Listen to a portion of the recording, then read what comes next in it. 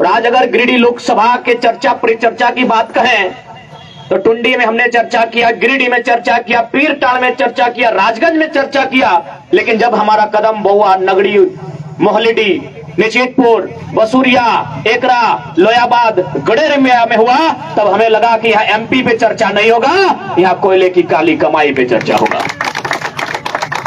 आज मैं आपकी जानकारी के लिए बताना चाहूंगा कि भारत देश में जो कोयला का खनन किया जाता है, इसमें कोल इंडिया 82% खनन का काम करती है, बाकी 18% में उसका योगदान नहीं है। कोल इंडिया कहने का मतलब उसकी जो ECL, NCL, WCL कुल मिलाकर कोल इंडिया की 8 यूनिट है जो 7 खनन का काम करती है, एक डिजाइनिंग और प्लानिंग का काम करती है। ये 82% कोयला खनन करती है, 18% नहीं करती है। तो 18% कौन करते हैं? कोऑपरेटिव सोसाइटी करते हैं, जिनकी जमीन वे लोग करते हैं। तो भाई ये व्यवस्था झारखंड में क्या हो सकती है कि यदि मोहल्लिडी के मुसलमानों की जमीन है, या फिर कुर्मियों की जमीन है, घटवार की जमीन है, रजवार रजक की जमीन है, या फिर तिवारी पाठक किसी की जमीन है, क्या वे लोग कोयला खोद सकते हैं अपनी जमीनों पर? क्या ऐसी व्यवस्था हो सकती है? हाँ, हो सकती है। अगर उसके लिए एक सदन में सार्थक चर्चा होगी, अंचल के लोग अपने घरों से निकलकर CMD के घेर कर, तमाम राजनेताओं को घेर कर खड़े हो जाएंगे, तब चर्चा हो सकती है। और क्यों नहीं होगी बताइए? ये जमीनें हमारी, जिन जमीनों पर हमारे पूर्वज खेती बाड़ी करते थे, आज चच्चा जान जो आगे बैठे हैं, कभी हर की उम्र की जो माताएं बहनें, जो महिलाएं हैं, जो हमारी दादीगण है, नानीगण है, इन जमीनों पर फसल उगाते थे, धान लगाते थे, गेहूं लगाते थे। आज क्या दशा है? आज क्या दशा है? आज हम लड़ते रह गए कि वो तो महतो घर का बेटा है, वो मियाँ घर का है, वो माझी घर लगे, वो रजवार घटवार घर के लगे। और यहाँ रविंद्र पांडे जी औरंगाबाद से आए और 700 हैवा के मालिक हो गए, हम लड़ते रह गए। आज आप बताइए जिन मुद्दों पर हम लोग का मुद्दा है, आज हम विस्थापन की बात करते हैं, आज हम कोयले पर बात करते देखते हैं तो दिल हमारा कांप उठता है, ये शरीर हमारा सिहर उठता है कि क्या परिदृश्य है क्षेत्र का। आज कोयला की बड़ी बड़ी खदानें, उससे निकलता हुआ धुआं, उससे निकलता हुआ प्रदूषण, उससे फैलती बीमारी, और बीमार होकर मरते हुए मेरे झारखंड के लोग, बड़ा तकलीफ होता है, बड़ा दर्द होता है। आज कितने शर्म का विषय है, आज कितने अपमान का विषय है। आज पूरे भारत में आप घूम के आइए, हर जगह किसी योजना के लिए, किसी विकास के काम के लिए जमीन लिया जाता है। हम ये नहीं कहेंगे कि जमीन नहीं लिया जाता है, जमीन लिया जाता है, लेकिन हाँ, अगर जमीन लिया जाता है तो सबसे पहला काम जमीन के बदले जमीन दिया जाता है। क्या बताएंगे इन कोयलांचल में BCCL CCL के माध्यम से कितने लोगों को जमीन के बदले जमीन दिया गया है? क्या ये सवाल हम करें कि नहीं करें? क्या बताएंगे कि कितने लोगों को हमारा यहाँ रोजगार मिला? मैं आपको कहना चाहूंगा कि रोजगार की व्यवस्था पीढ़ी दर पीढ़ी हो। जब तक उस जमीन पर BCCL की योजना रहेगी, तब तक उस विस्थापित परिवार के हाथों में नियोजन रहेगी, ये सुनिश्चित करना होगा। क्यों नहीं सुनिश्चित होगा?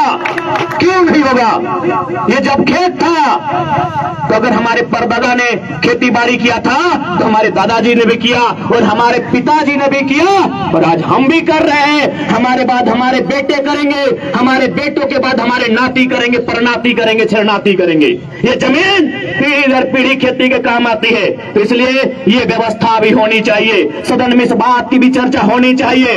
यदि कोई जमीन कोयला खनन के लिए अधिग्रहण की जाती है, जब तक वहां परियोजना रहेगी, जब तक BCCL का कार्य रहेगा, उस पीड़ित परिवार के हिस्से में हर बार एक नौकरी रहेगी। 40 साल के लिए क्यों करेंगे? 40 साल के बाद हम कहां जाएंगे? आप ही बताइए कि हम लोग गलत मुद्दों के साथ लड़ रहे हैं। 40 साल नौकरी करने के लिए है? ये 4000 साल पहले से खेत खलिहान, ये बाग, ये बगीचे, ये गांव, ये गलियारे,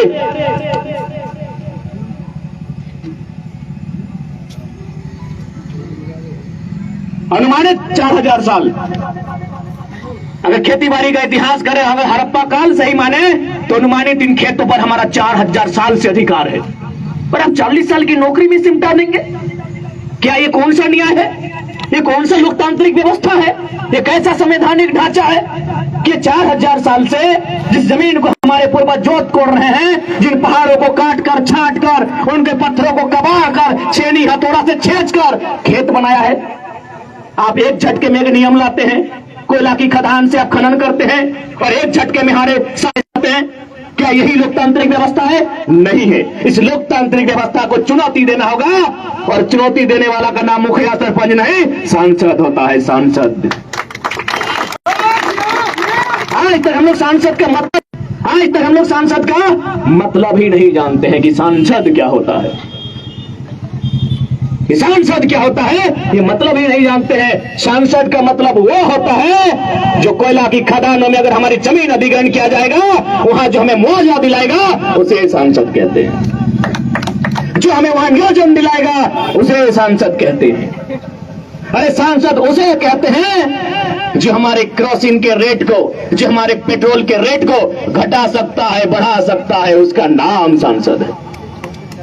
आप जो चश्मा पहने हैं इसके रेट को जो घटा सकता है, बढ़ा सकता है, उसे सांसद कहते हैं। हमारी माताओं बहनों ने जो नाक में नखफुटकी पहना है, गले में जो हार पहना है, उस सोने के भाव को जो गिरा सकता है, घटा सकता है, बढ़ा सकता है, उसका नाम सांसद होता है।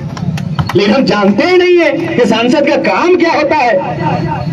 सांसद वो नहीं जो हमारी बेटी के विवाह में आकर एक फोटो खिंचाने के लिए हमारी बेटी के बगल में खड़ा हो जाए हंसता हुआ। नहीं, सांसद का मतलब वो होता है जब सीएसएफ की फौज गाँव आएगी तब खड़ा होगा, उसको सांसद कहते हैं।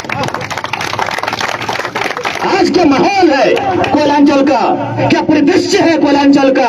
गांव हमारा, जमीनें हमारी, और सीएसएफ की लाठियां भी हमें, सीएसएफ की लाठियां भी हमें, फर्जी एफआईआर हमको, केस मुकदमे हमको।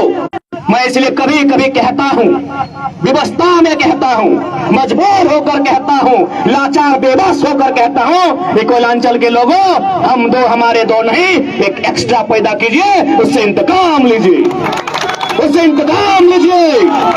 इंतकाम किससे? उस जीएम भरत जीएम से। इंतकाम किससे? उस भूमि पदाधिकारी से। इंतकाम कैसे? उस कलेक्टर से जिसके कार्यकाल में हमारे साथ इंसाफ नहीं हुआ है, उससे इंतकाम लीजिए।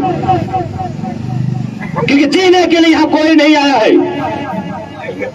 प्रधानमंत्री है या राष्ट्रपति रहे या कलेक्टर रहे या सुपरिंटेंडेंट ऑफ पुलिस रहे, मौत सबको आएगी। कोई शमशान की यात्रा तय करेगा, कोई कब्रिस्तान की यात्रा तय करेगा। जीने के लिए कोई नहीं आया है। क्यों डरेंगे उनके फर्जी एफआईआरों से?